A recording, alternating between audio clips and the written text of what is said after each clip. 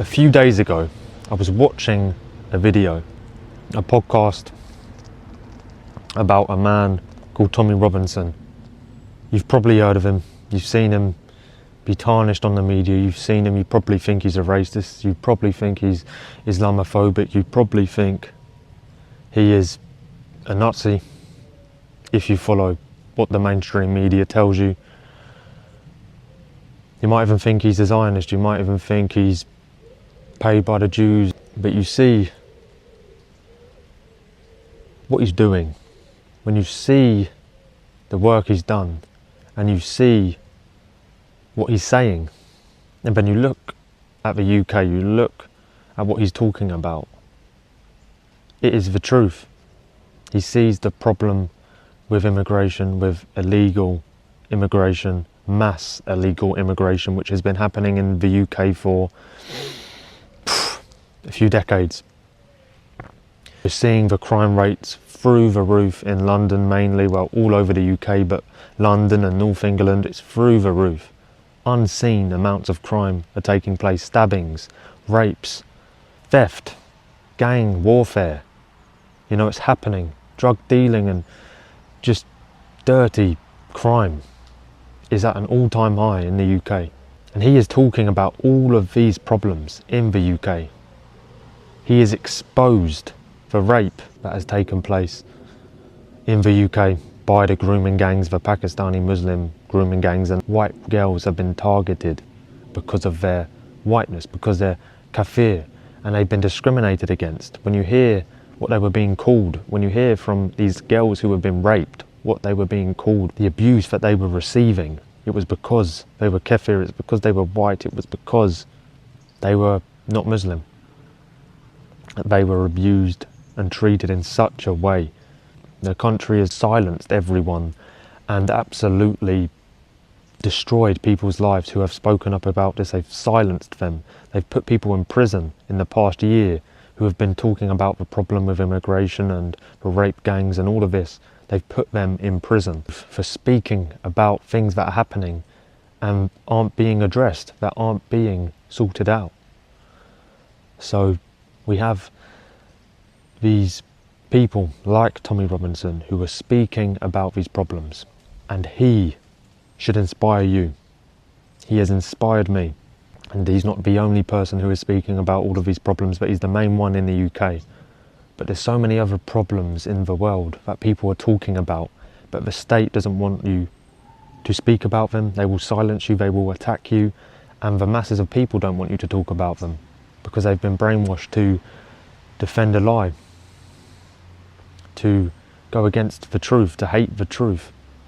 And when we go back in time and we see Christ, 2,000 years ago, Christ was speaking the truth. He is the truth, the way, the life. And he was speaking the truth. He was exposing the hypocrisy of the Pharisees. He was telling the people about what's to come.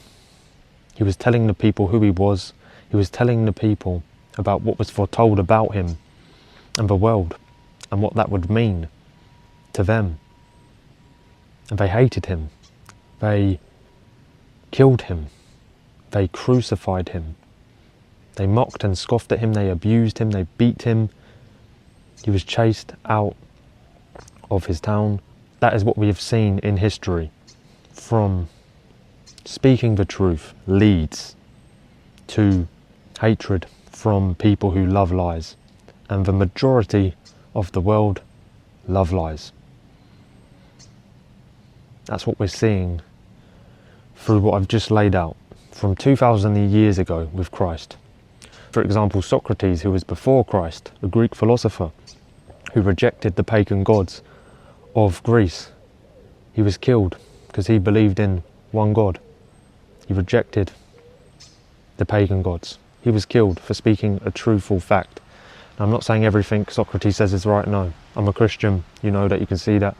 But some of the things he was saying were right, like that the Greeks worshipped false gods and that there was one God. He could see that through observing the world and through philosophy and questioning every presupposition he had as much as he could. He came to that conclusion and he was killed for it. I've just been reading St. Justin Martyr, a Christian, but he also was a philosopher before that. He lays out that men have always hated the truth, that they will do everything they can to live and defend their lie that they believe in, and that they live out this lie, and they will do anything to defend it. And how everyone from generation to generation, we see in the Bible, in the Old Testament, the prophets were hated by the masses because they would speak the truth and expose the lie.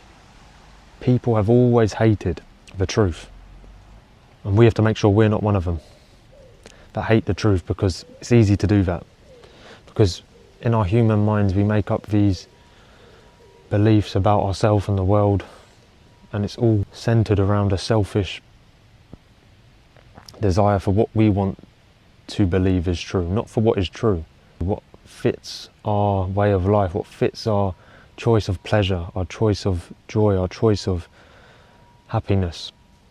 We choose to focus on those things, and that those things are right because we feel that they are right. And in this world that we live in at the moment, this hyper-liberal world where everyone is just doing what they want to do, and if you say anything about it, if you talk about it, you're a bigot. You're someone who is stopping freedom. You're someone who is a fascist. That is what people think nowadays. There's no such thing as objective truth, objective right and wrong, and that things aren't grounded and created by God, who has set things in place and made laws of logic, of reason, of right and wrong. They don't believe in that. So they have no basis to judge if anything is right and wrong. If they believe in nothing creates it, it's just them and the state that choose what is right and wrong.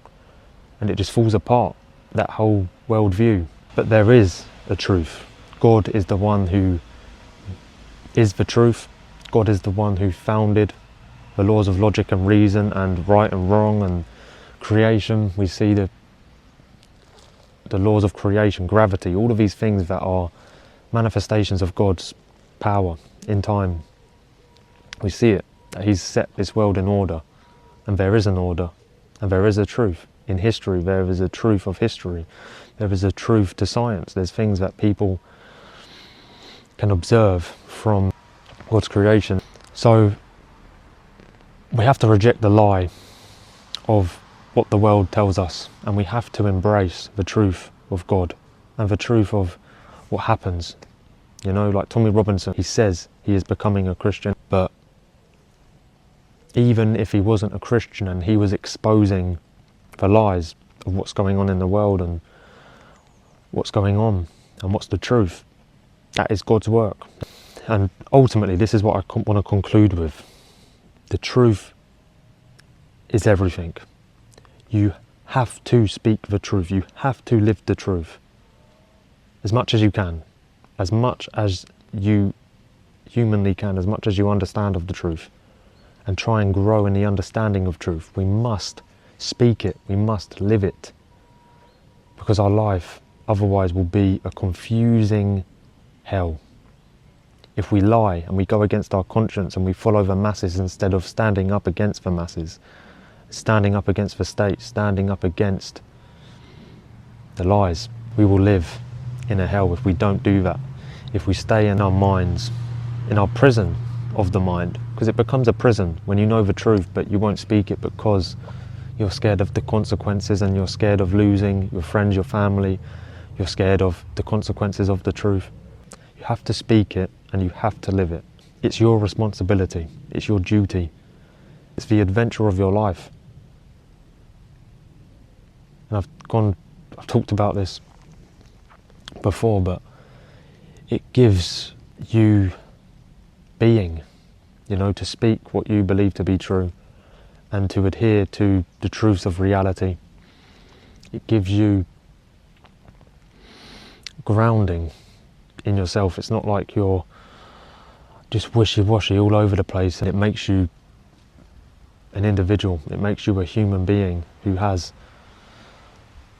principles, who has a view, and you need a view. You can't just go with what people say. You have to think about what you believe and why you believe it. Question yourself right now. Think, why do I believe in what I believe in? Why am I an atheist? Why am I an agnostic? Why am I a Christian? Why am I a Hindu? Why am I a Muslim? Why do I believe in a God? What is a God? You know, you have to go through these questions. Otherwise you're just blindly following something which you don't understand. And sometimes you could be blindly following the right thing. Question yourself. And seek the truth, no matter what. You can see the strength of the man with how much truth he can handle. So be a man who seeks the truth, who tries to live the truth, and support those who are speaking the truth for their courage and for their insight. Have a good day. Glory to the Father, the Son and the Holy Spirit. Submit yourself to the truth.